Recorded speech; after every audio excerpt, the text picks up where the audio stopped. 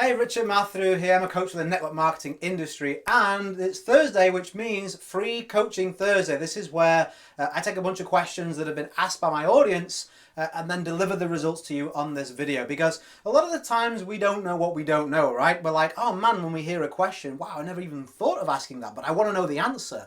Or sometimes people ask questions and I get messages saying, wow, that was a sticking point for me, and now I've broken through to better results in my business. So who knows, maybe one of these 3 questions I've got for you today, my answers will reveal or uncover or guide you to better results in your business, which is my ultimate aim. So number 1, Gary was asking about exaggeration. He said, to what extent is, like reality's here, and this is reality, and then the marketing is over here, right, for a lot of companies. So it isn't the same. There's this gap, okay? Now, I don't agree with doing this. Like, should you exaggerate? No, never. I have a phrase, and that is, the truth is always good enough. You know why? Especially as a network marketing game that we're in, if you misplace somebody's expectations, they're going to quit. They're going to speak badly of you. They're going to do like the opposite of referrals, right? So if you bring somebody in based off of this, they're expecting this level of results, this level of ease, this level of simplicity. And then when they come in and the reality is here, what do? Because they realize they've got to kind of drop right down here, they quit.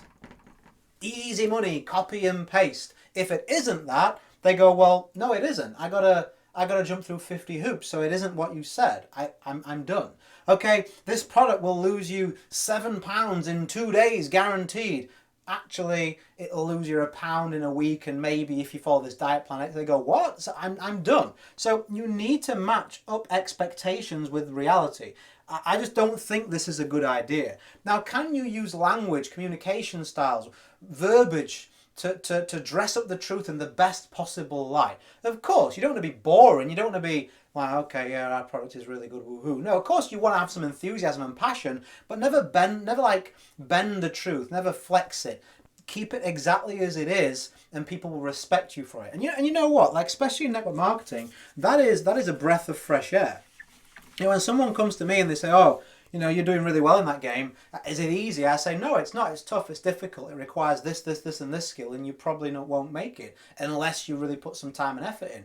Do you still want to do it? Now, the kind of person that's up for the challenge and has got their eyes open, they come in sleeves rolled up, knowing, okay, I'm in this for the long game. There's some things I need to learn. It's better to have that type of team member than waste your time. Have them come in and then quit the next day, isn't it? It just doesn't make sense. It's a great question, Gary. Don't exaggerate. Yes, learn to be a great marketer, but always share the truth, okay? Next one. Sophia was asking, what are some social media tools that can make your life easier? Okay, so I believe a lot in clustering. No, not clustering. Let's call something else. Chunking. Chunking, what does that mean? It means doing tasks, especially repetitive tasks like posting on social media, in chunks of time that make most sense to your business. So perhaps you've seen me before describe about how I shoot videos. I shoot all my week's video content and audio content in one sitting. I just did all my podcasts. I'm doing all my videos now, and then what I'm doing is I'm gonna pre-schedule them on YouTube, and I'll pre-schedule the blogs, I'll pre-schedule the email, I'll pre-schedule my social media posts, 2 a day, 5 days a week. All that is done pre-scheduled in chunks of time. It takes me 2 of my working days to do all of my marketing for the next 7 days. That leaves me, I've got the lid in my hand, so I can't show you the right number. Let me put it down. 7 days, right? So, because what that does is it allows me 2 days for a weekend where I don't have to do anything, and then I still have 3 days to focus purely on my own business growth. So 2 days I get everything done that needs to be done, 3 days I can focus on growth, and I still don't have to work a weekend. That's because I chunk my time using specific tools. So I use something called Buffer, which is what I schedule my social media content with. And then the rest of the stuff that I use Canva to create images, to have all that pre-done. And then the rest of that kind of stuff. I mean, I haven't got time to go through it in right detail now. If you're in my Home Business Accelerator program, you'll have seen me go through this entire routine. But I just use the stuff that's built into the like YouTube. You can pre-schedule in its own platform. My podcast, I can pre-schedule that in the own platform. There's very little tools that you need to pre-schedule this stuff. Now, something that I wouldn't pre-schedule is your genuine engagement. Okay, I take 60 minutes a day, and in those 60 minutes, I'll check my emails, I'll check my messages, I'll like and share a couple of things, I'll do that type of thing. That's always real, because people can tell when it's not, and it just doesn't do you any favors. So try and chunk your time into the best possible ways. Like, for example, me doing all these videos together means I only have to set up this camera and everything once. I don't have to waste time resetting up my camera, getting my tripod ready, putting it over to my editing software. All those kind of setup bits, I only have to do them once, okay? So it makes sense for your time and your schedule. Last one, this is from Sam. Sam says, what makes an email newsletter worth reading? So if we've got a newsletter, what's going to get eyes? These are eyes. Oh my word. They're eyes, I swear. What's going to get them on the newsletter? So what we need to think of is practicality and the delivery, okay? So practicality, first things first, are you using an email provider that's getting the emails into the inbox? Okay, if you're not, research this. Is the email provider you're using actually getting the emails into the inbox, or is it the spam folder? Because then nothing you do matters if they're not actually seeing the email, right? That's practicality. And then practicality as well. Subject line. What's the role of a subject line? Well, the role of a subject line is to generate enough curiosity to get the email clicked on. Not to sell the email, just to get it clicked on. Then what do? Well, the first paragraph is to get people to the second paragraph, to the third paragraph, to the call to action. So start to think practically in the content you're creating. In your subject line, are you trying to sell everything that's inside? Well, now I don't need to open it because I can decide if I want to do that or not. Okay? Something to think about. And then the newsletter itself, once we've got this curiosity, we've got the practicality, well, what's the actual value inside? And what does value mean? It means results, it means knowledge, I'll just put no, and it means entertainment.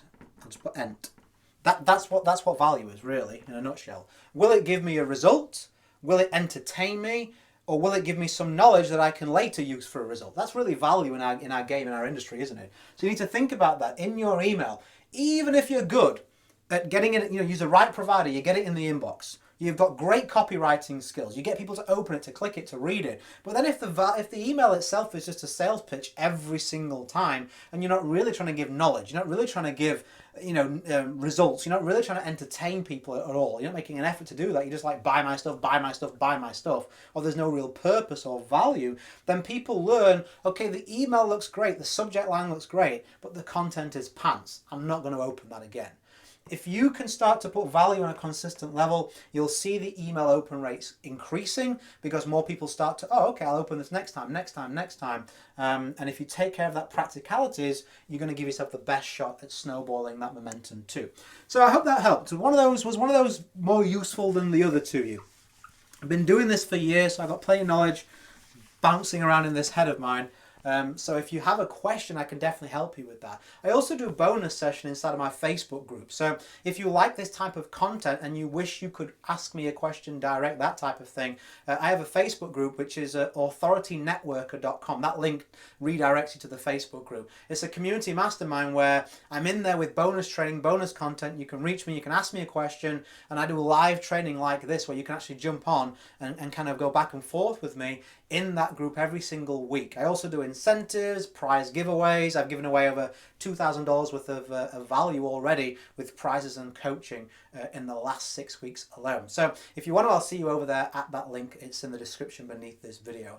Or if you're on the podcast, it's in the text area as well. So I hope you've got value from this. I hope you gained something from it. If you did, feel free to subscribe or share around. As always, go create a day in a life that counts. Always have more desires than excuses. And I hope to see you in that Facebook group so we can connect a little bit closer. Bye for now.